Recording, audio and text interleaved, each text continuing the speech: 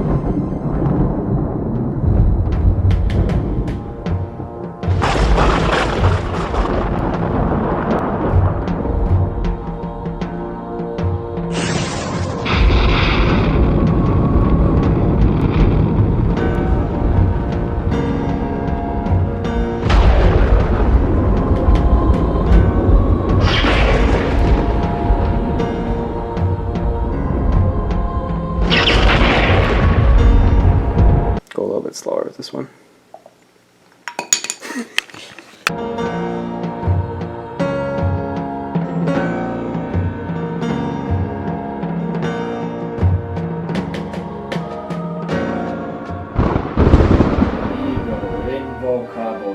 Dominus George Bellum Siderum Ripting Ste Maledicto Disney Dominos Mus.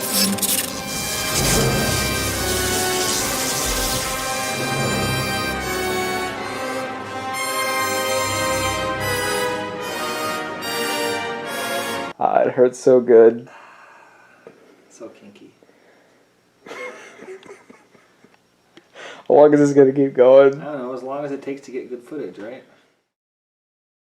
Welcome to our review / discussion of the Thrawn Trilogy by Timothy Zahn, and sort of more broadly, the expanded universe in general. Because fuck the new canon. Fuck the new canon, Fuck the new exactly. canon. This was like one of the earliest expanded universe works. Technically, Splinter in a Mind's Eye was earlier than this, I want to say. But You're the only one that wants to say that. but this was like kind of what reinvigorated interest in the Star Wars franchise in the 90s, and kind of like got people back into it and kind of hyped people up for the... It was actually a factor, George Lucas listed as a factor in deciding to make the prequel trilogy. Good. So yeah. It deserves that title. It definitely does. This is one of the best pieces of Star Wars fiction out there, just hands down. So Opposed to Star Wars nonfiction. right, which is all of it. Yeah, definitely feels like an extension of the original trilogy. It expounds upon the existing characters really, really well, and it's written like you can hear the characters' voices and things. It's a very, very faithful work in terms of coming after the original trilogy and being a true sequel trilogy. Yeah, I'd recommend it to anyone I talk Star Wars with. I'm like, read the Thrawn trilogy. Yeah, if you read nothing else or watch no other movies besides the original trilogy and the prequels, Right. Because those are the only movies. Yes, this is the only real one. This is the true sequel trilogy, really. I mean, again, even if you're not into like the Star Wars deep lore, if you're not into like the expanded universe, if you don't read, it's not that deep though. No, it's not that deep. It's if you're not like into supplementary materials, if you're not a geek, yes, if you're not a nerd, still read this. It's very accessible. It's in the spirit of like an adventure novel, and it's also very tonally similar to the movies. And it's really very much structured the same way as a trilogy, as a movie would be. Like it's very, very much basically just scripts for what could have been and never was. It's kind of almost like a screenplay, like a spec screenplay for the sequel trilogy that they should have made. So yeah, before everyone was old. Well, they can still do it now with Sebastian Stan as Luke and Bruce Campbell as Gun Bella yes, Bliss. 100%. Yeah. And Scarlett Johansson as Mara. Yeah. I mean, they're already signed to their lives the way to Disney. That's right. Shared the silver screen. How dare you use the mouse's name?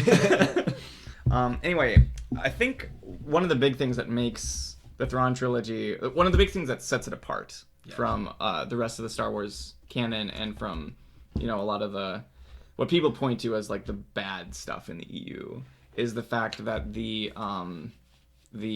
villain is very unique by Star Wars standards. Thrawn, for those of you who are unaware, is the main antagonist. He's a Grand Admiral, one of the few alien Grand Admirals. He was the only alien. One of the few. Okay. Take your word on it. Fight down on this. Alien Grand Admirals in the Empire. So this is set roughly 5-ish years after the Battle of Endor.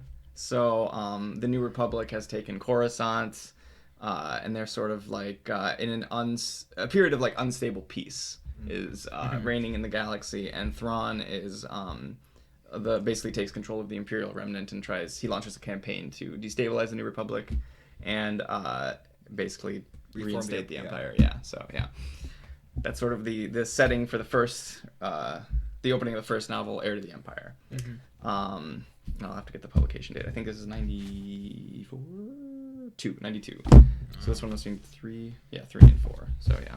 This is 93 as well. Fuck off. Why would they do that? I think that was like the end of 92. This was the beginning of 93. Wow, Timothy Zahn works fast. I guess so. Yeah. Boys crapping him out. Crap's gold. So I think what's fascinating, as you mentioned, what really sets it apart is a villain that's not a Force user, and someone who basically it's all about their mind. He's a brilliant tactician, and fuck you. I didn't do anything. I feel your eyes. He's a brilliant tactician, and it actually follows some of the tactics from his perspective, which I like. When villains actually we get to view the story from the villain's perspective, which often, obviously, since they're the villain and they have to be somewhat mysterious, that oftentimes doesn't happen. But he actually does get an actual fair bit of screen time from like his point of view and like people around him. With Pelion as well, kind of like how the the Empire interacts with itself, right? Too, which is something you don't get a lot in any fiction, especially in Star Wars fiction, because the Empire is usually pretty like the one-dimensional bad guy, you know, and you get a lot of really interesting character play between like the tactical and strategic and almost philosophical perspectives of Pelion and Thrawn and sort of their different approaches to command and, what works about their command style and what doesn't, Yeah, it's a lot like Watson and Holmes. Almost, yeah. But I mean, right off the bat, when we're introduced to Thrawn the first time, we see him basically take control because everyone else is going to just like scramble and run. And he just takes control and wipes out an entire rebel squadron. just with brilliant tacticians. Cut all that out. Brilliant tacticians. Brilliant tacticians. Alas, to be a brilliant tactician. Yes, the first chapter opens with Captain Pelion at the bridge of the Chimera, Thrawn's ship, the flagship of the Thrawn's Empire. And then some was it TIE fighters are pursued out of hyperspace by an alien that's part of the Elomi Task Force. Yes. Thank you. It's been too long. I wouldn't have that. Anyways, and then Thrawn just by knowing his enemy is able to completely defeat this race, just wipe them out just by knowing like their mental blind spots when it comes to tactical strategy. And the way that he deduces this is often to look at the culture's art, the type of art that it produces, and based on that, he'll spend hours locked away in his ready room basically, and just surrounded by holographic displays, and sort of passively retains all this knowledge and comes to the conclusion of what the race considers important and what it doesn't, and then applies that knowledge to the tactical situation at hand. So and he does it like multiple times too. It's not just at the beginning, but all throughout this trilogy. We view him. He actually explains his extrapolations from the art to his tactics to other characters.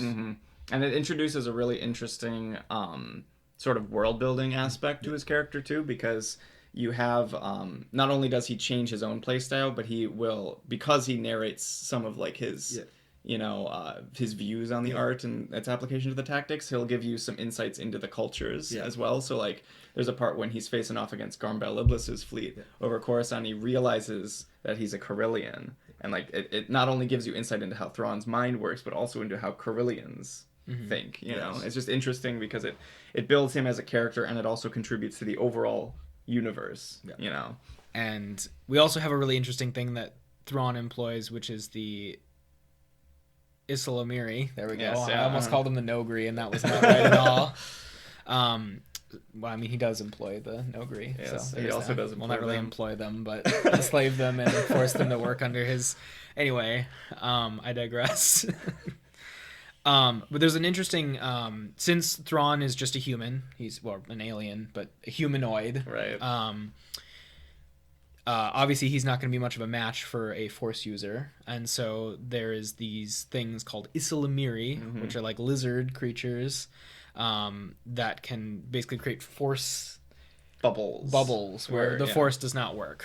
And so Thrawn basically like keeps them around him, puts them on his little backpack. They make little backpacks for him. And that's a nice way of balancing things out. It's interesting too because it contributes to his aesthetic, because it's like a Bond villain with a cat, and it also has like some sort of function, because it protects him from Force users, and kind of levels the playing field, like you were saying. That's actually one of the most interesting little side bits that's included in this trilogy, the Islamiri and the Vornskirs. So there's a planet called Mirkir, right? It's revealed over the course of the narrative that the Islamiri they developed their Force defenses basically as an evolutionary tactic to protect themselves from these wolf-like creatures called Vornskirs that they don't hunt based on scent, they hunt based on like attraction to Force users. And so the Islamiri defend themselves by shutting themselves off from the Force. And so obviously both the Vornskirs and the Islamiri are dangerous to Jedi. So they have some really interesting... It's a scary planet. So they have some really interesting... But I just love that that's like... It actually makes sense, That is like such a good explanation and such a good way to introduce those concepts. It's an organic way of, and that's I think one of the main themes that we see a lot through the Thrawn trilogy is it feels very organic. It feels like a natural extension off of the original trilogy, but still its own thing. Like it's still blazing its own path. It's coming up with original ideas. It's coming up with cool things like not having the bad guy just be a Sith, not just having him be a lightsaber wielding Sith. But having him be a tactician and super smart, and not like anything we've seen before. And I think just that originality, while still respecting what is already there, is what makes the Thrawn trilogy so good and so like condensed and perfect for what it is. Absolutely. it's not a retread, but it doesn't, you know, it's not afraid to. It has to a draw clear from its vision. source material. Yeah. And it's fascinating to just, again, with the natural extension of like, the Empire is not gone just because the Death Star blew up. We still have the Imperial Remnant. We have, I mean, the Empire was huge at its peak, and so there's all kinds of Star Destroyers and fleets and things that are outside on the edges of the galaxy. And so, unlike... Yeah, let's just talk about this for a second. I love the way that this, like, the political situation in the old canon plays out, because it makes so much more sense. It feels so real, Yeah, it's so, like, again, it's so realistic, it's so grounded, it makes so much, there's so much logical consistency in the way that it's treated, because... So in the new canon, in Force Awakens, it's what is it supposed to be? 30 years after like Endor or whatever.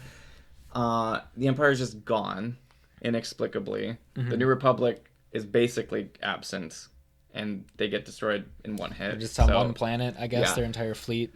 For some reason. And in the supplementary lore that they've released, they say that the Empire was basically summarily defeated at the Battle of Jakku a year after Endor, which... Let's consider this. Yeah. I always like to think, like, Endor was for sure a decisive victory, but, like... Was it that decisive? Right. You don't topple an entire empire That's called lazy writing. Yeah, with one decisive victory. Especially one, like... it's a galactic empire. Even, like, Midway was a decisive battle, and it's still... on one planet, and it still took 2 more years. For like, you know what I'm saying? Like, there's this when the scale is that great, you have to increase the scale of time as well, and so that's what in the old canon it's dealt with in a much more organic way, because it takes like a decade, and that's with the Empire fighting amongst itself to speed the process along. Well, right, because it's basically a power vacuum after Palpatine dies and Darth Vader. And so Thrawn just rises to the top. Then after that, there's a bunch of infighting. Which I also really like, because that ties into the line in A New Hope where Tarkin's like, the Senate has been disbanded, and then, how will the Emperor maintain control without the bureaucracy? The regional governors now have direct control over their territories, So they establish that it's localized. Yeah. And so all of the forces of the Empire are local, not necessarily to the Emperor, but to their sector governors, the Grand Moffs. And so it basically, after Endor, everything fragmented, and the New Republic made a conscious decision not to engage the Empire as a whole, but to engage certain, warlords, and let the rest of them fight amongst themselves and pick each other off and thin the herd, Which is great. That makes so much more sense. Yeah. But on the other side, like, you get the infighting of the New Republic, too. Yes. Well, and you have, Leia now with a completely different set of responsibilities. She actually has to be royalty now. She doesn't have to just be running around trying not to die. And she's also got twins. Yep, so she's pregnant. With Han Solo's babies.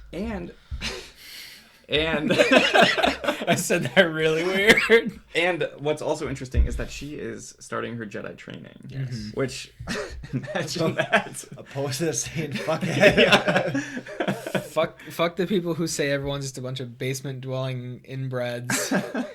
This trilogy has 2 strong female leads that don't feel forced. They're both Jedi, eventually. Right. What do we have in the new trilogy? Yeah. And neither of them are strong at the expense of, characters that... They're strong at the expense when it's appropriate, but they don't detract from other characters based on their abilities, Yeah. Like, you have Leia and you have Mara Jade, and neither of them... They're both very strong in their own right and in their own fields, but they don't have... They still need help doing other things, They're not necessarily jacks of all trades, if that makes sense. Yeah. Basically... Mara Jade's whole, like, through the entire book, she just constantly needs Luke's help. Yeah, They're both, like, and they're both kind of relying on each other because they're in survival situations, And so there's a very interesting sort of enemy, like, the enemy of my enemy is my friend. We probably should explain who Mara Jade is. Sort of relationship between It's kind of important to that whole dynamic. So Mara Jade is introduced pretty early on. She's in the employ of sort of a freelance bounty hunter, sort of criminal enterprise sort of guy called Talon Card. Basically fills in after Jabba. Right. Takes over his... He's less scummy a bit than Jabba. Yeah. But he's definitely one of the seedier. He hangs around the seedy parts of the galaxy. And she, over the course of the narrative, it's revealed that she's basically used to be one of the Emperor's hands, which were basically extremely well-trained and high-level Imperial assassins. And operatives, yeah. Yeah, and operatives. And Mara Jade was one of the last to sort of be in contact with Palpatine. And right when he died at Endor, he kind of left us through the Force like a psychological imprint, on her to kill Luke, you know, for obvious reasons. I don't know what Palpatine had against Luke at that point. Like they made up. What's going on? They hugged it out. And what's the deal with Palpatine and Luke? So she goes through the whole book, or through the whole trilogy, basically half through what's almost brainwashing because of the like the psychological imprint, and half like legitimate hatred because she was really devoted to her position and whatnot, and obviously indoctrinated from an early age into the Empire. But she goes through the entire trilogy, trying to kill Luke when she can, and hating him when she has to rely on him for help to get out of situations. Because he's such a nice guy, and he just refuses to be mean back, kind of thing. Like he knows it's pretty clear she hates him, but but part of it's just circumstance, and then the other part is Luke is just a genuinely good guy who wants to unlike other trilogies. Imagine Luke being a genuinely good guy. Imagine him not being an asshole. Yeah. and training Leia, being the last Jedi. Yes. Can we just talk about that line for a second? I like how Bradley just shut down completely. Yeah, we all just stared off into blank nothing. We heard the words "The Last Jedi," and our brains just simultaneoely stopped working for a second. It's a kill word. I still love the quote from the that you had from the beginning of the Last Jedi review. Where we went in being Star Wars fans, and we left not being Star Wars fans. Yeah, it was pretty good, wasn't it? Yeah. The Last Jedi just threw us all off. Yeah. After that, I abandoned Star Wars for 2 years. I haven't been able to look Star Wars in the eye for a while, but it helps when you think about that as not Star Wars. Yes. Hashtag not my Star Wars. And the Thrawn trilogy just makes Disney's terrible, sloppy, messy, amateur attempt at making Star Wars that much hilarious. That's much worse. Much more hilarious. I had a good point there. You did, yes. Yeah, you get the point. Yeah. But it really does, though. When you contrast the two things, and one is very clearly an homage as well as its own original thing, and the other is just garbage. makes you hate everything that you liked about the original one, while also still kind of just retreading the original one and leaving large logical gaps in when it comes to military tactics, when it comes to character motivations. There's just these weird gaps, or even where things came from or where things go. Coming into Rise of Skywalker, at the end of The Last Jedi, there's 12 people, and that's not really an understatement, in the Millennium Falcon. And as far as we're told by the movie, that's it for the rebellion. That was everybody who was on the ice planet, or the salt planet, whatever. It's salt. And then presumably in Rise of Skywalker, more will appear, the allies or whatever will come out of the woodwork because they have to for the narrative, but it's just so pulled out of their asses, and there's no cohesion, there's no vision behind the Disney trilogy whatsoever. Well, that's what happens when you fire 5 different directors. Well, yes. Hello, darkness, my old friend. I've come to talk with you again. I'm trying to remember when I first read But the even Thrawn still, trilogy, if it was before or after The Last Jedi. Right, yeah. I think it it must have been before. before, I think it was yeah. before, because I remember shutting off Star Wars for a while. Yeah. But even just wouldn't you, when you buy a franchise as big as Star Wars, and you're hey, we're gonna make some more movies, don't you think you sit down for a couple weeks with some smart people and you figure out the game plan? Right. So you even if you make some changes, right? You're gonna make changes along the way. You at least have a general vision. They just beat the dead horse till it stops pumping out money. Well, that appears to have been the plan. Yes. It's ridiculous that they didn't even iron out a a general structure of For the the trilogy, storyline. yeah. Yes. The Well, tr- and the you can't trilogy even makes no argue that there was. sense. No. You literally cannot make the argument that there was ever a plan. They've Yeah. admitted outright. J.J. Abrams and Kathleen Kennedy have talked about this on record that they had that they went in discussing storylines for The Force Awakens, but they had literally nothing for the overarching trilogy. They said they were just going to make that up as they went along. Wow. Like this is not even a fan theory anymore. They've admitted it. So basically, one author can do a better job than Yeah. like 50,000 people in Hollywood who are paid by like the biggest company in the world. Too many cooks. Too many cooks. Too many cooks. Too many cooks. This is the musical hour. We should go back to the Thrawn trilogy. Yeah. Our tone of voice, all this changes. Well, no. But I think it is important to contrast the two important because like because it's so much better. that's why we're recommending it to people. Is if you are not satisfied with what Disney has to offer, Right. these are really great books. Yes. They feel like movies. They're not like crazy, weird, nerdy. Like they're very consistent with the original trilogy. Mm-hmm. Yeah, like if you like Star Wars, you'll like these books. Yes. You know, let's put it that way. Right? Also, side We tip, should probably like don't make your first EU book Dark Crystal. Yeah, the Crystal Star. Crystal Star. That's what it is. That was a very. I wish I was Yeah, there the to warn you off that one. Because Crystal, holy shit. Dark Crystal is that? What is it? It's the puppet movie. Dark or- Crystal's Yeah, that's the right, puppet- yeah, the Jim yeah. Henson It's movie. Yes, the Crystal Star. That was my first one. And I read it. I was like, hey, a Star Wars book in the library. And I was like 12. I was You like, poor fool. Anyway, back to the topic. Have you ever read the Crystal Star? Nope. There's an interdimensional gel monster called Waru that's trying to eat Force users. It wasn't a finer moment. It wasn't a high point. What's the like glove of Darth Vader or whatever? My brother read that. Oh, one. those are like children's books. Okay, yeah. They were. He said it wasn't very good. No, they weren't great. No.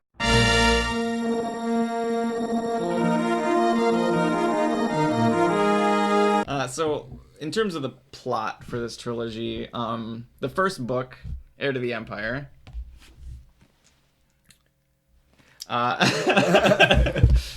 basically opens with some brief introductions, some brief overviews of the state of the galaxy. 5 years since the Battle of Endor. The New Republic sort of is in control of Coruscant, the galactic capital. Fun fact, George Lucas actually got the name Coruscant from Timothy Zahn. Yeah, We should probably mention that So- at some point.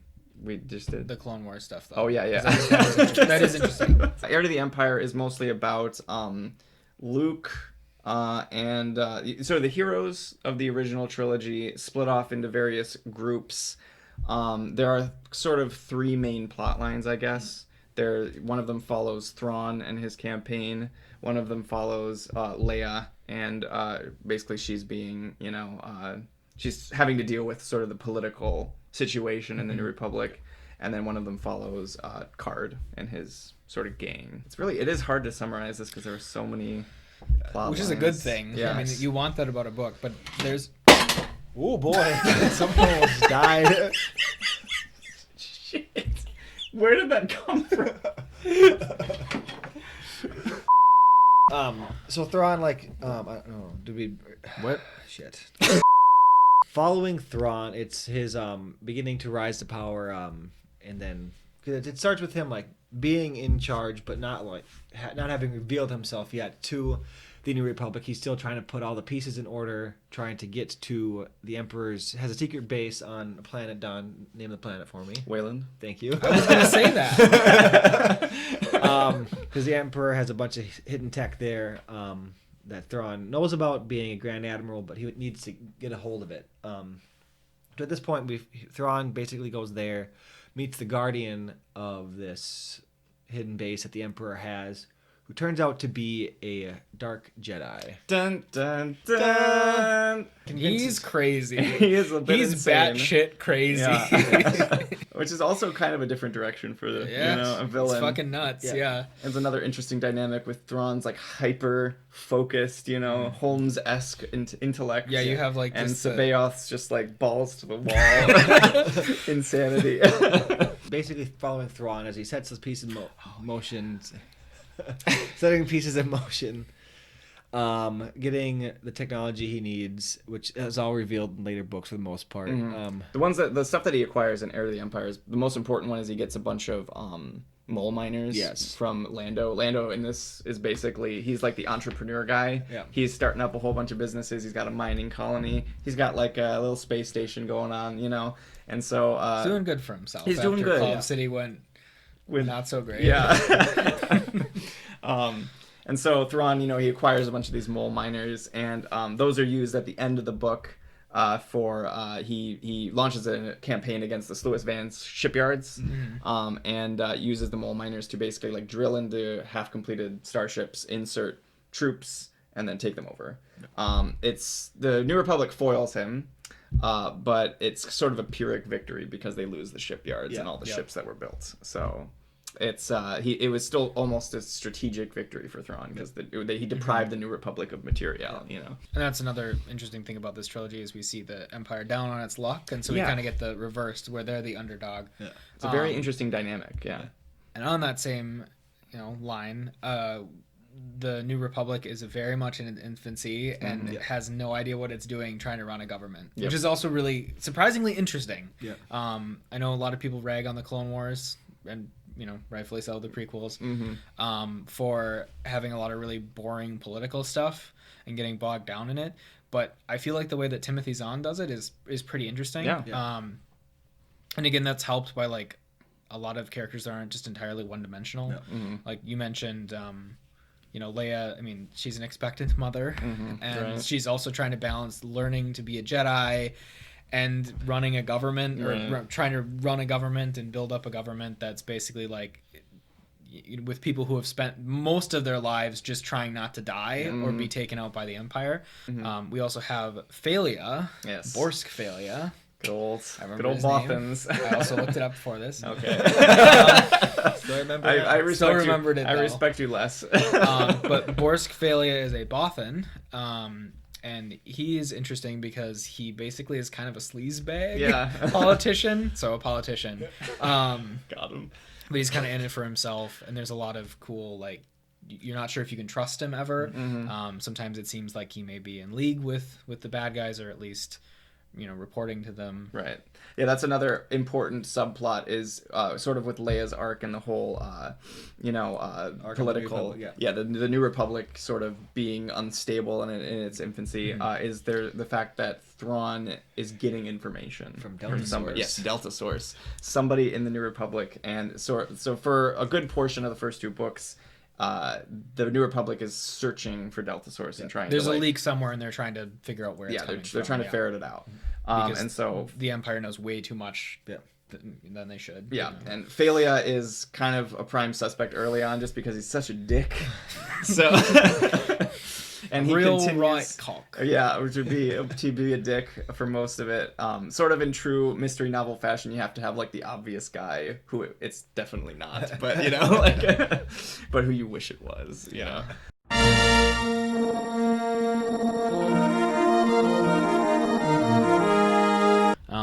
Dark Force Rising mainly revolves around the Katana fleet, which is basically like I would say a myth.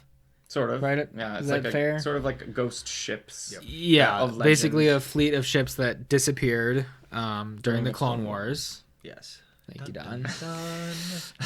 And so what's special about these is they're all slaves. So Slave circuits. So they require, 2,000 crew or something opposed to... Yeah, very low crew requirements. Yes. Because they're all controlled from the lead ship, the Katana. Yeah. And so that's actually the reason why the fleet was lost in the first place too, is because they all contracted a virus that kind of drove them batty. And so it was warped out of there. Yep. The leader, the commander of the Katana, just went to hyperspace, didn't even plot a course, and so they were lost. And it took all the other ships, all 200 ships with him. So. They're sort of legendary, sort of mythical, like you were saying, and Thrawn and the New Republic they both got leads, and so it's kind of a chase. It's a race to get because both are in sore need of a fleet, right? And especially a fleet that doesn't require millions and millions of people to crew it, right? Thrawn has the advantage of having ready-made crew members because over the course of the book, it's revealed that also on Wayland. The Emperor left some Sparti cloning cylinders, so clone super fast. Yes, and they at the expense of making the clones a little less mentally stable. Yes. They have to like flash their brains with personality basically, and it makes them a little loco. That's all right. Yeah. That's all right. That's right when you're trying to take over a galaxy. Yeah, you know, It's, you gotta, it's fine. you gotta make ends meet somewhere. Yeah. Yes. Following Leia's plot, she is being hunted by Thrawn's personal bodyguards and assassins, the Nogri. And after a couple of narrow escapes, she decides to go hide on Kashyyyk with the protection of the Wookiees. And so then her and Chewbacca are just hanging out on Kashyyyk for a little while as other things go on, because obviously the plot lines are all intermingled. So, but she still gets found on Kashyyyk, but the Wookiees get rid of the Nogri. Yes. It's they're like shoo them badass. away.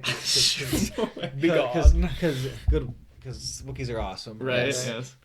as it should be. Anyways, but then one of the Nogri is captured. I forgot his name already. Kabarak. Kabarak. Yeah. Kabarak. That's how they say it in the audiobook. Yes, that's how I remember. Kabarak realizes that, I don't know how she realizes it, but Through dialogue. Yeah. Yeah. Oh no, it's through scent. That's what it is. through yes. scent, that Leia is the daughter of Darth Vader, and Darth Vader saved his race basically from extinction. So that entire race is super loyal to Darth Vader, and that's why they're continuing to serve the Empire. Right. And so they have kind of like, as a species, sworn a life debt in the Empire's service because the Empire saved them. Yeah. Basically, Leia goes to the planets as sort of a guest of honor, sort of, and is get the red carpet is rolled out, sort of, and she uncovers the backstory of these people. And why they're so loyal to the Empire, and it's revealed that during the Clone Wars, a ship crashed and polluted their planet, and they their ecosystem was devastated, and their water was polluted and all undrinkable, and their population was withering, and so then Vader came and started supplying beneficial items from the Empire. And sort of jump-started their survival, and so they're indebted to him. But Leia also discovers that the Empire had been introducing substances to the soil to keep it uninhabitable, basically, so as to ensure that the Nogri would remain loyal.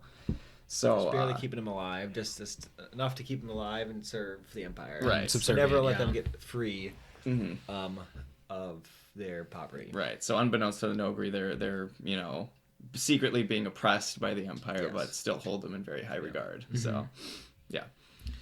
And that's where good old Leia gets to flex her diplomatic skills as well as her force sensitivity. Yes.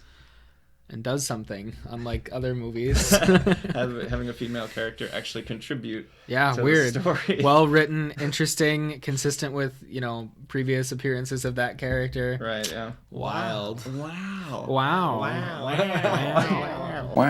Sabayoth. Master Sabayoth. Yes. So we should point out at this point, Sabayoth has Working been with revealed. Thrawn. Yeah, Sabayoth is working for Thrawn, but unbeknownst to Luke. Yeah. He was the clone of a Jedi Master, and so from Luke's perspective, this is a long lost Jedi Master akin to like an Obi-Wan or something, who is looking to give him beneficial Force knowledge. So Luke is unaware of this guy's true intentions and the fact that he's a dark Jedi. Yeah. So. So he trains Luke in such like being completely against what Luke believes Jedi stand for, basically ruling the planet, Force lightning, all the good stuff. And so Luke's Jedi things, ruling planets, Force lightning, and so being bad. So Luke's not sold on this guy, right? Right. Yeah. And then to top it all off, Mara Jade comes in because she needs Luke, and she's like, "Hey, let's go, get out of here. He's a bad guy. Plus, I need your help for something else, which I can't remember what she needs his help for, but there's something." Right. She needs to rescue Card. Yes. That's what it is. This Card's been captured by Thrawn because Card did something. Because they don't piss off the landlords. That's why. That's about right. Meanwhile, while Card is captured and Mara is seeking Luke's help to free Card, Lando and Han are on their own wacky adventures to find the Katana fleet as it's popping up more and more. With Garm. Yes. Good old Garm. Yeah, so this is where they introduce Garm Beliblis, who's a fascinating character. Love him. He's a bad boy. He is a bad motherfucker. Bad boy of the Republic. Yeah. Totally should be played by Bruce Campbell if they ever do a movie adaptation. But Bruce Campbell's backstory. Garm Bel, there's one and the same in my mind. I know. It's the chin. Yeah. So Garm Beliblis, his backstory is basically that he was one of the founding members of the Rebel Alliance, an OG member.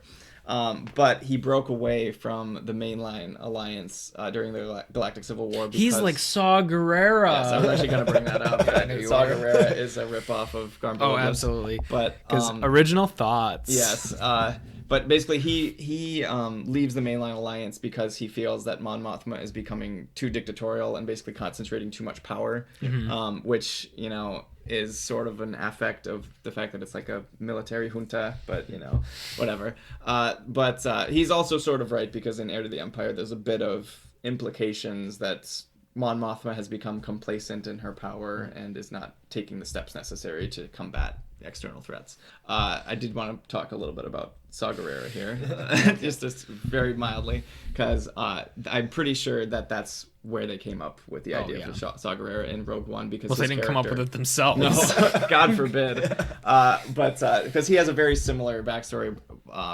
somebody who is leading their own rebellion, but is not, affiliated with the mainline rebellion. The only difference being that he was basically ostracized by Mon Mothma instead of the reverse, which is true for Garm Beliblis. But yeah.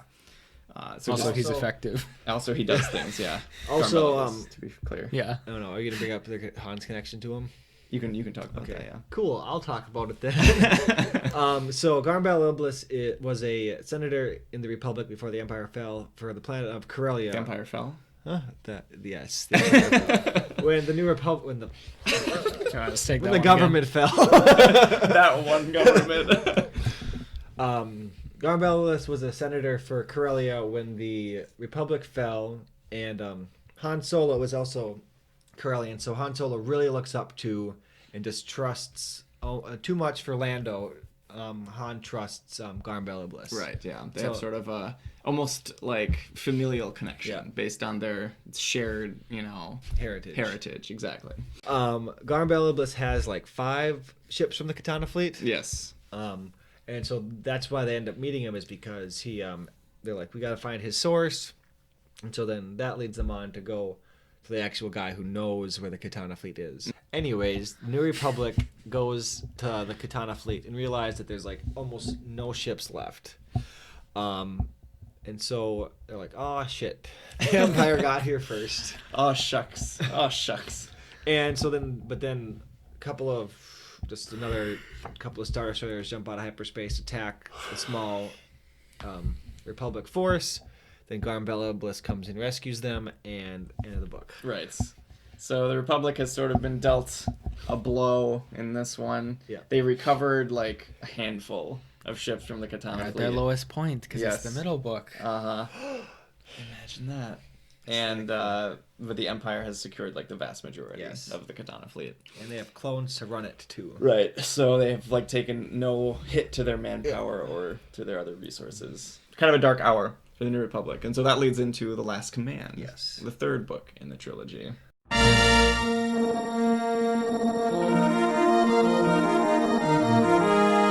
Wait. There was a movie called The Last Command that came out in 1955. In this fact-based film, legendary Texan Jim Bowie attempts to come to a non-violent compromise with Mexican President Santa Anna, but the negotiations soon turn sour. Consuelo de Quesada, a Mexican girl, 100% on Rotten Tomatoes. Wow, now we gotta watch it. What a film. Thanks, Emil Jannings. Oh. There it goes. Perfect.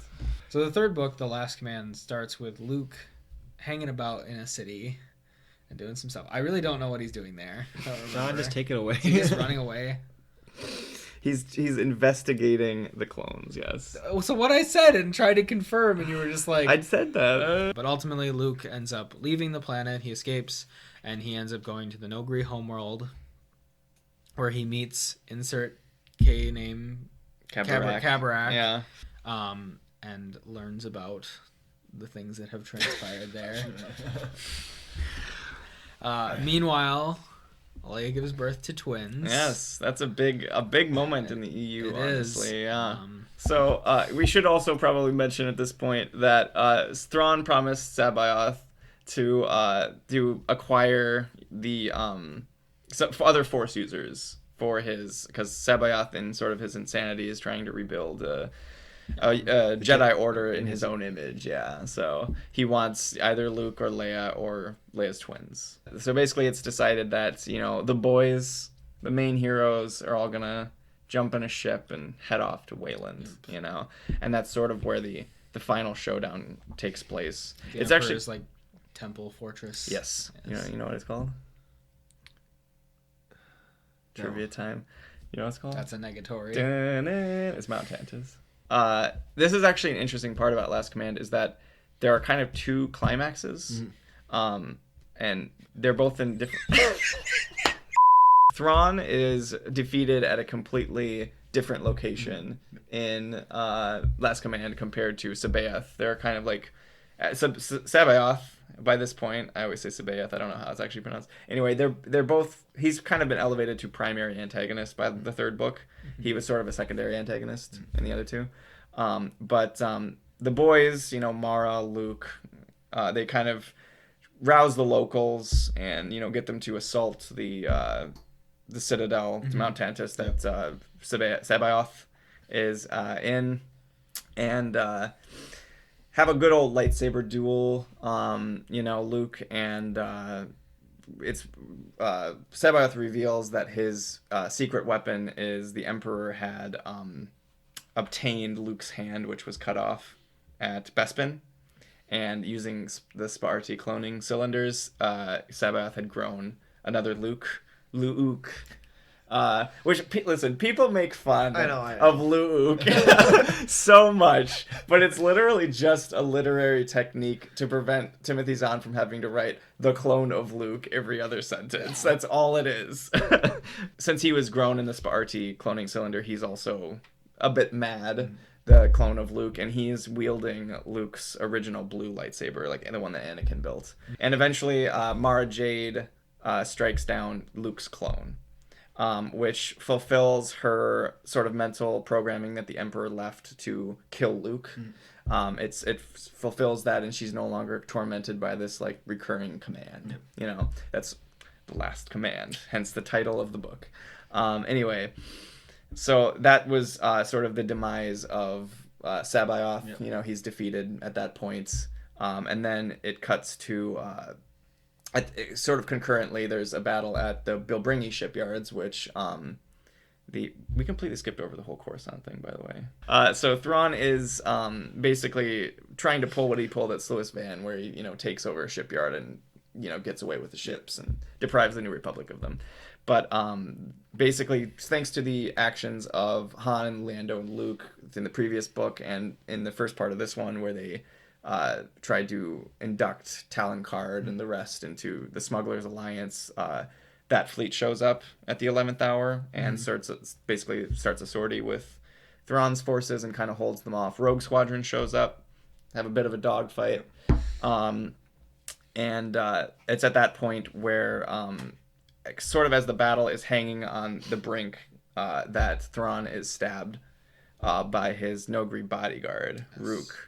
Which, and it's revealed that basically it's because of the event of Leia's intervention and her diplomatic skills that she, showed the Nogri that they were basically being lied to. Yes, they were being lied to, yeah. And so the Nogri's eyes were opened and they turned on the Empire at the 11th hour at that critical moment. And so, with Thrawn gone, Pelion realizes that the battle is probably lost, so he, orders a full retreat and the day is won. So, and that was hurrah, yeah. Huh? You remember what device they get to detect the asteroids, the cloaked asteroids? Shit, I know this too. You got anything? Nothing? Don't they have some sort of particle, dust or whatever? Fuck, what is it? It starts with crystal. Does that help? And I always voice helps. No, I don't remember. It's Crystal Grabfield Trap. Okay. Yeah. You're such a fucking nerd. Probably wrap up. Bring Yeah. it back together, wrap up. Yeah. Read the trilogy. Cut. Yeah. The real sequel trilogy. Yeah. So in conclusion, this is great. I have no complaints with this trilogy. Absolutely not. I would recommend this to anyone. Just even if you like reading books, Yeah. read this. If you're a fan of well-written literature Yes. in general, if you're a casual fan, if you're hardcore, I don't care. It's a good book. It's a good series of books. Yes. Would also recommend, on a side note, to read Timothy Zahn's other work. There's a sequel to this one, The Hand of Thrawn duology, which is not quite as good, but also very good. I mean, it's stiff composition, for sure.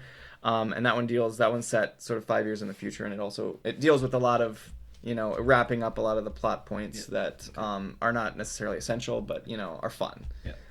And then there's a prequel called Outbound Flight, which takes place during the Clone Wars. And it basically introduces the character of the original Sabayoth, the one who he was cloned from, and sort of his first meeting with Thrawn. The only other thing I really wanted to touch on is that these, since they were written and published in the 90s, didn't have the benefit of the lore surrounding like the Clone Wars era and what we now consider like the prequel era. And the way that they deal with the Clone Wars is actually kind of interesting. There is some reference to Pelion basically describing the Clone Wars as the Republic on one end, the Republic on one side, and rogue clone masters, as he calls them, on the other side. And so there was sort of an understanding that the clones were the villains. And I mean, I guess they were technically, but that there was sort of a different interpretation. And Timothy Zahn wasn't allowed to go too much into detail on it. A, because it wasn't super, necessary to the plot, but B, because George Lucas had like the word of God at the time was that you can't touch the Clone Wars because I might be making a sequel or a prequel trilogy on this. So it's just interesting, sort of like the different interpretations that authors had in this period. And this was actually retconned, that the Rogue Clone Masters thing was actually retconned to Pelion having served in the judicial forces before the Clone Wars and fighting a different Rogue Clone Master before that happened. So, yeah. I think one of our main points here, too, or one of the reasons for doing this, or the timing of it, if you will, is that a lot of times apologists for the new canon will always say, like, well, what would make you happy? Like, this. This is exactly what would make us happy. You have the old, you have the new coming together and making something that's really unique and different, but also still feels like Star Wars. Yes. And that's a lot more than we can say about the Disney movies, which are just hot garbage. A lot of times we poke fun at Disney, and rightfully so, but sometimes people will come back at you and be like, well, what would you do better? It's just this. Just this, yeah. This is what would be better. Exactly. If you want the real sequel trilogy, just make the Thrawn trilogy. It was already done, and that's all she wrote. Yeah, pretty much. So thanks for watching if you made it this far. This was our review of the Timothy Zahn's Thrawn trilogy.